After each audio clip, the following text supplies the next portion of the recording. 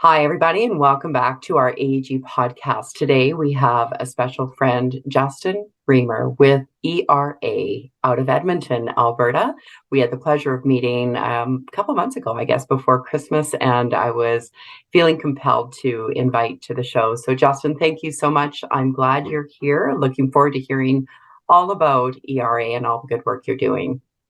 Thank you, Catherine. Real pleasure and honor to be with you here today on your podcast. Thank you. Well, tell us more about ERA. Well, ERA is an interesting organization. We've been around for over a decade now. And most people don't appreciate the fact that Alberta was one of the first jurisdictions in North America to put a price on carbon and put a tax on our high emitters. So the oil and gas, the concrete, the fertilizer, some of the electrification entities in our province who emit high volumes of CO2. And they pay into a fund called the Tier Fund. And ERA takes funding from that tier fund and reinvests it into technology and into innovators that are both working to deploy technologies that reduce greenhouse gases as well as create economic growth and jobs within the province. So we have a dual mandate to invest in technologies that both help the environment as well as grow the economy in this province. And to date, we've invested close to $900 million, so a significant amount of money. We've seen significant reductions in greenhouse gas emissions.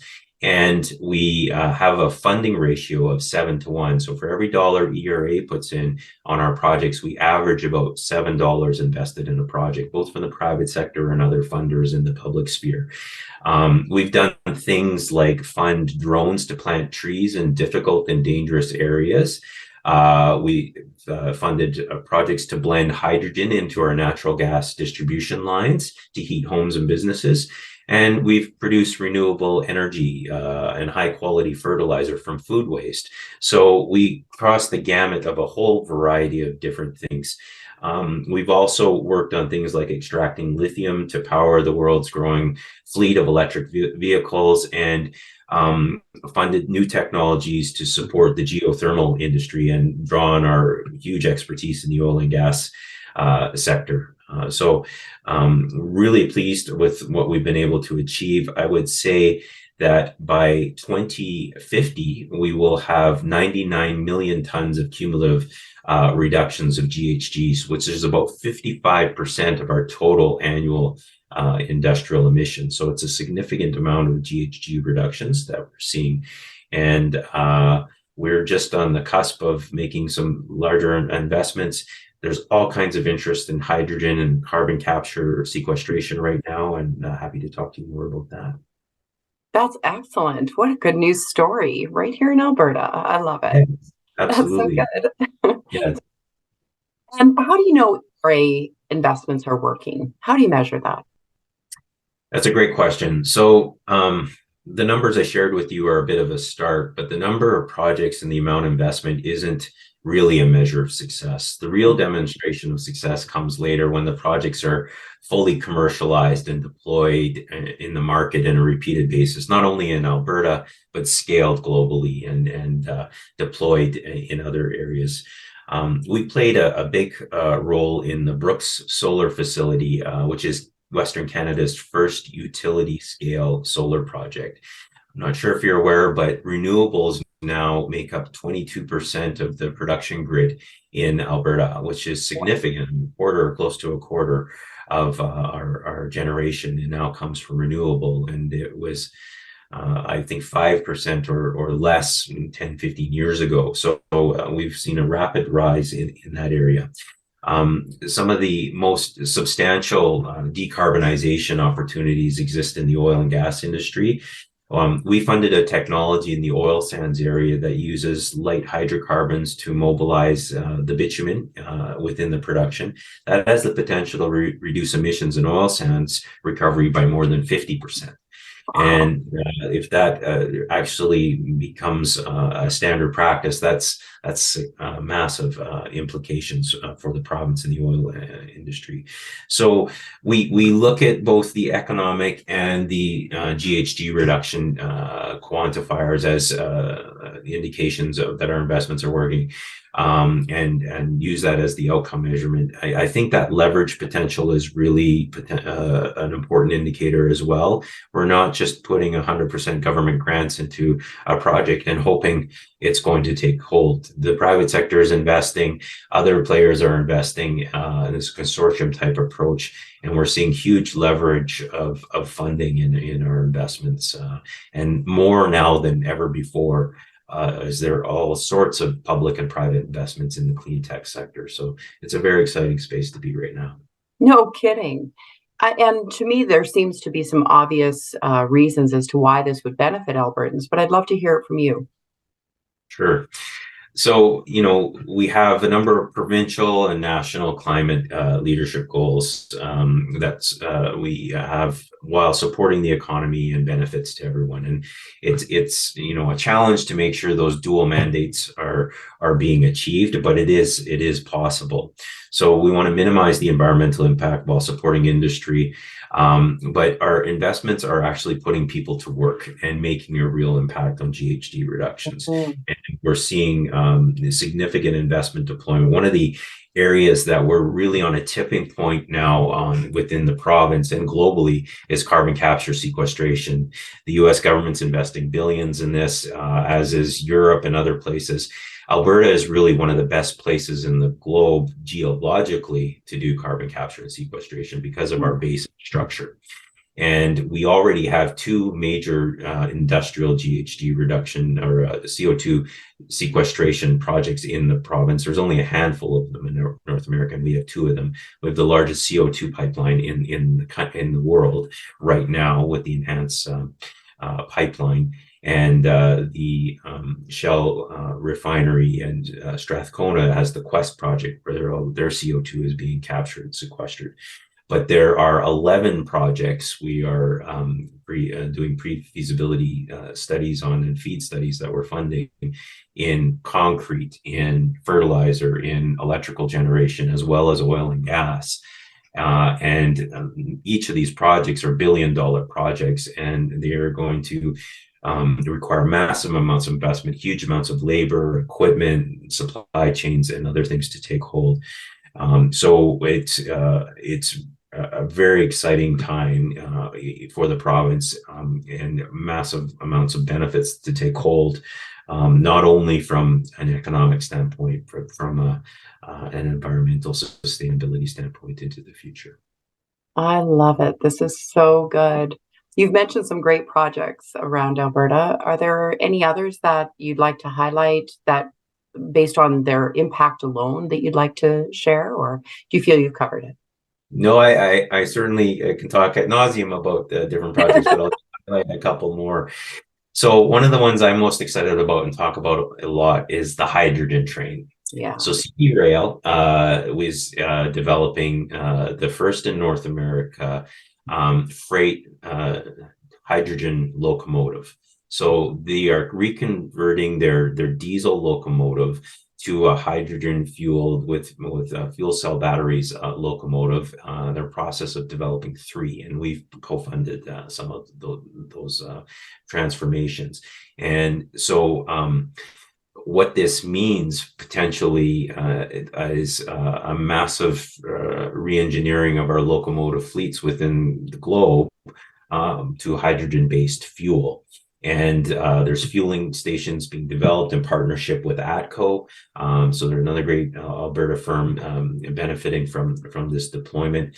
These trains are zero emission and are extremely quiet, and they're in the process of testing them right now, and actually have just recently done their first revenue run. So they actually are deploying them to pull actual trains with freight and moving along. So it's transformational in terms of the industry.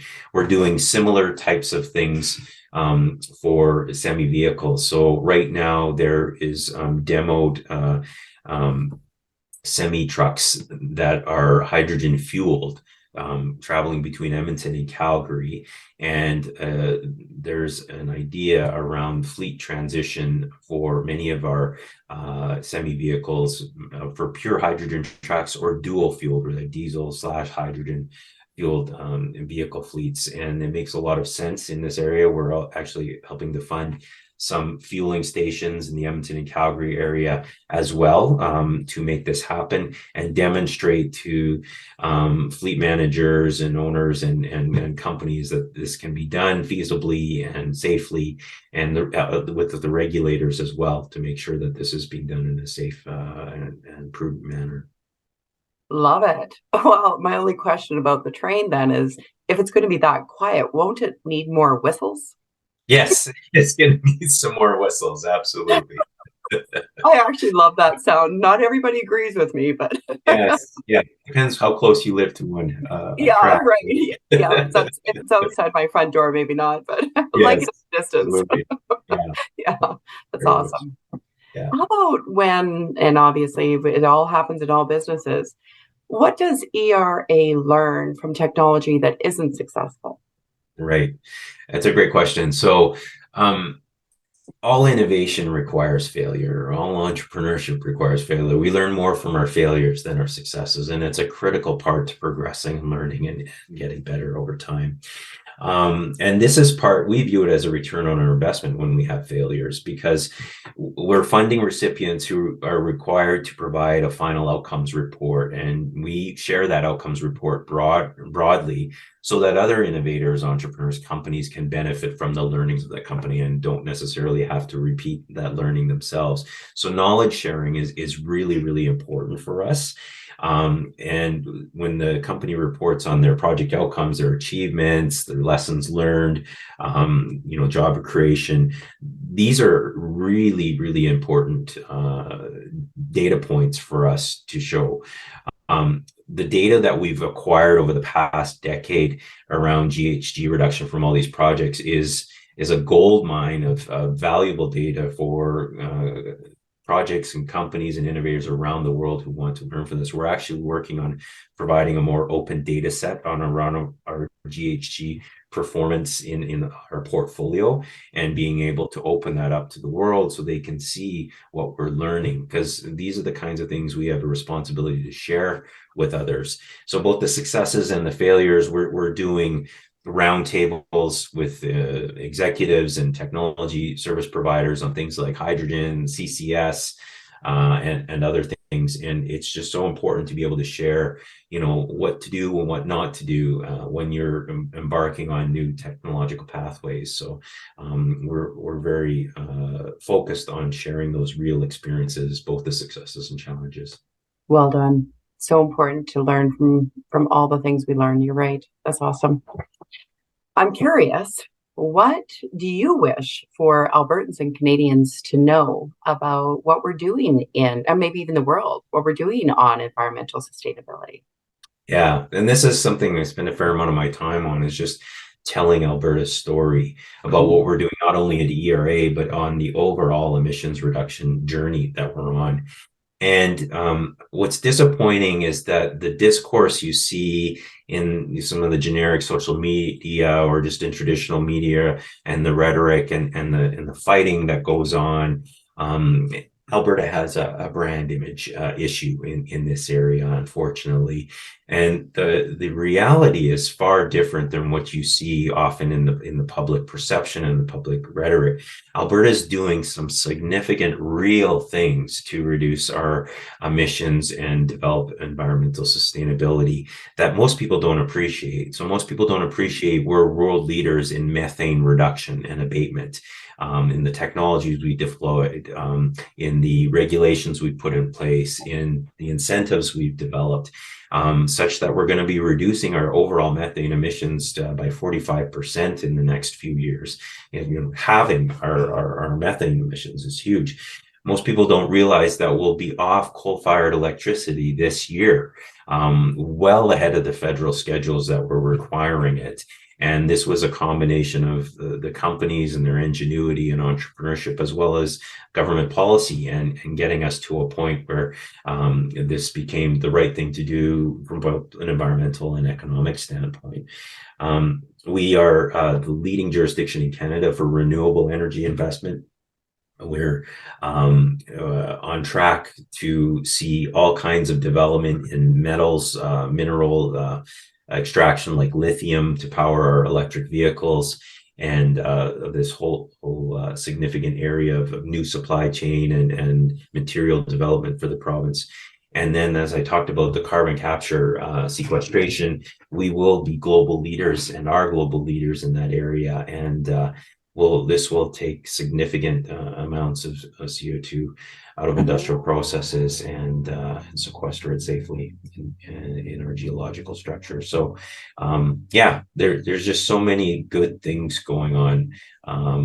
Another really interesting project that we've funded is around energy storage. So the key to unlocking the power of renewables are starting to make more and more sense economically, solar and wind, but they're not functional if there's not a way to store that energy in a feasible manner and use it when the sun isn't shining, when the wind isn't blowing. And we're looking at using groundwater basins and technologies to actually store some of this energy. So using the resources that already exist on a big industrial scale and looking at different ways for significant energy storage is another area that the province is doing some excellent work. That's excellent. And just on that note, then, where do you think Alberta should be focusing, and where are we the leader? Yeah. So, as I mentioned, I think there's probably two areas that we do have some global capacity, some competitive advantage in, and that would be hydrogen development. We make more hydrogen than any place in Canada, and low cost hydrogen that's globally competitive. And we're moving to net zero hydrogen. Air Products just announced a few months ago its $1.5 billion project to take carbon capture sequestration technology and use that to make net zero hydrogen in the industrial heartland northeast of Edmonton. And then the carbon capture utilization and storage, I think, are two of the biggest areas. On those 11 projects I talked about with carbon capture sequestration, that has a potential to lead to $20 billion in expenditures in capital in this province over the next several years. And there's a race to move forward with these, as there's some federal incentives to move forward with these by 2030. And so these projects take advantage of the federal government's tax credits for CCS. There's other government funding that could be made available. The world is really interested in what we're doing here in terms of technology deployment, but not only that, on the regulatory side, we're well advanced regulatory wise. We have pore space allocated by the Alberta government to a number of these projects. The road is clear. While there's significant incentives in the U.S. for carbon capture now through the Inflation Reduction Act, they're not nearly as advanced as we are on the regulatory side and the permitting side and so forth. So we've done this for a number of years already. We know a lot of things that we can deploy on a more massive scale, policy, regulatory wise, and that's an advantage we have as a province as well. I love it. You must know my friend Kevin Crossert with Avatar. Yes, we work together on a variety of different things, and a great organization he's led in Avatar Innovations, and actually they would be a feeder to us. So the companies they're supporting, the startups and the technologies they're helping to foster could access our funding. So we work very closely together. Oh, that's good news to know. Yes. Awesome. And you went to COP27. I'm curious as to what it was like, and what were some of the other jurisdictions' challenges or struggling with? Yeah. So that was fascinating. That was back in November in Egypt. We had one of the largest, I think probably the largest Alberta contingent ever. We were joined by Minister Sonia Savage, the Mayor Edmonton, the President of the University of Alberta. There was a bunch of oil sands executives there as well. Was able to participate on a few panels to tell the world what we're doing. It's the place the globe needs now in order to understand where we need to go in terms of GHG reductions and mitigating the impacts of climate change. This is a reminder to us when we go to these types of events, that we're not alone in this fight, in addressing this challenge. Other jurisdictions have the same and similar problems, and the whole world is trying to keep up with the demands that we need to do more faster. And we're not the only jurisdiction dependent on hydrocarbons heavily. So, our challenges in terms of how quickly we get to net zero, that's a challenge we share with the world. They wanted to hear about our carbon capture technologies. Carbon capture sequestration wasn't very popular a few years ago. It's becoming more and more popular now as people recognize it's a tool that's needed in the journey to net zero, along with a variety of other tools. There is no silver bullet. Hydrogen was a big topic of interest as well. And we've actually established some international partnerships through Emissions Reduction Alberta. So we participate with the Norwegians and a number of European Union countries on investments in carbon capture sequestration technologies and do joint funding calls. We're partnering with the European Union on a variety of clean tech funding calls as well. We're looking to strengthen our partnerships with the US now that they're going to be deploying significant dollars in this space to leverage funding with them as well. So yeah, there was a lot of great connections made, and people are very interested in Alberta's story. And it's important that Albertans are out there telling their story and getting the truth about what we're actually doing in reality out there in the global environment on the global stage. Agreed. More Albertans need to tell the story. Yes. Thank Yeah. you. Yeah. And in your opinion, what are the biggest barriers to scaling up technology, and how is ERA navigating them? Yeah. So I'd say Canada and Alberta have historically been very good at coming up with innovative ideas, and we have some world-class research.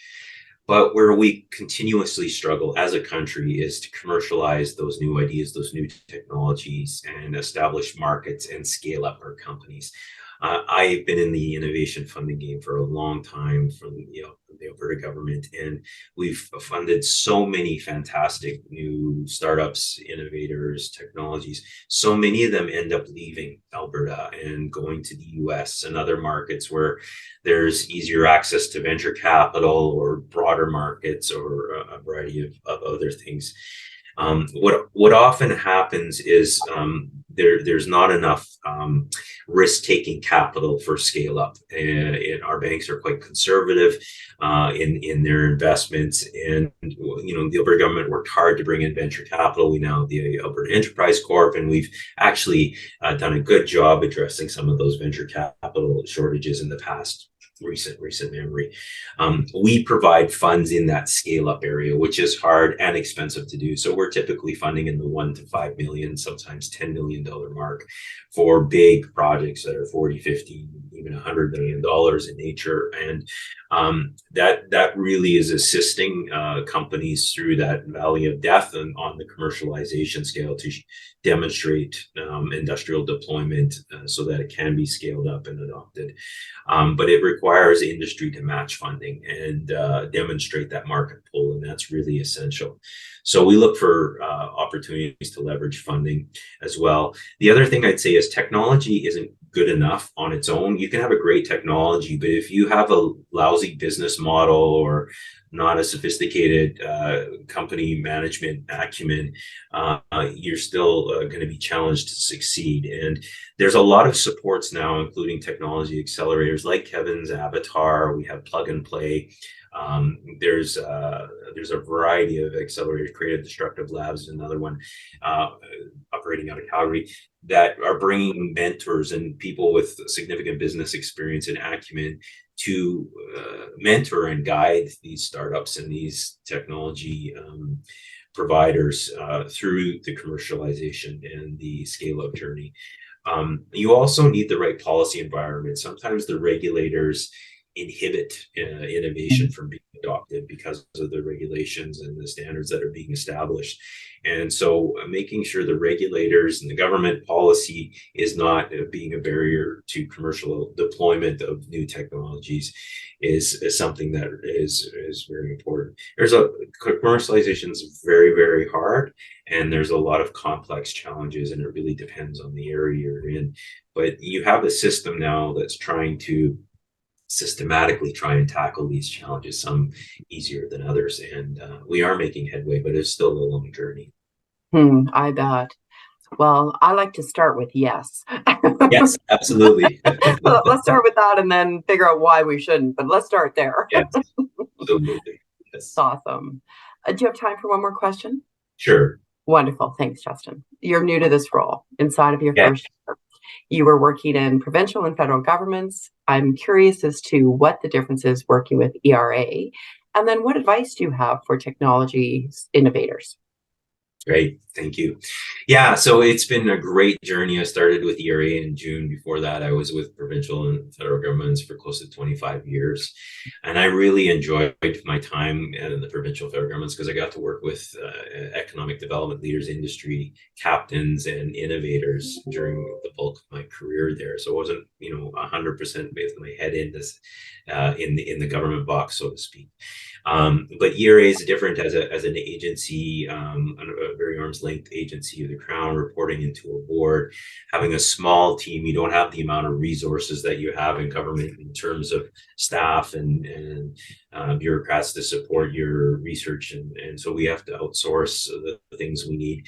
We can make decisions a lot quicker, and we're nimble and agile, and that's enjoyable. But everyone's very passionate about the work that we do, and they're all high performers. And so it's been a pleasure to be in a nimble, agile government or entity that can respond to the needs of government, because our funder is still government, and we need to respect and support their policies and their directions. But the operating paradigm is a lot different, and I'm really enjoying that. It's been a lot of fun, and demonstrate more entrepreneurial behavior as a result. So what I would say to innovators is there is a lot of help out there. You just got to know where to go to get it. And that's not an easy thing either. But there is a number of funding programs. There is a number of support mechanisms that are all established to get there. And unfortunately, there's not a good single one window to go through. There's many windows to go through. But I would tell innovators, the key is perseverance, and the key is bringing in as much help as you can. Just shielding your IP and your technology and sheltering it away from one, you're not going to get anywhere. You need to have help. You need to have a variety of skill sets, and a number of players that are going to come to the table with funding, with expertise, with helping you navigate through the barriers. And it takes a village to get a technology commercialized and developed. So be open and outreach and seek the help, and it will help you along your journey.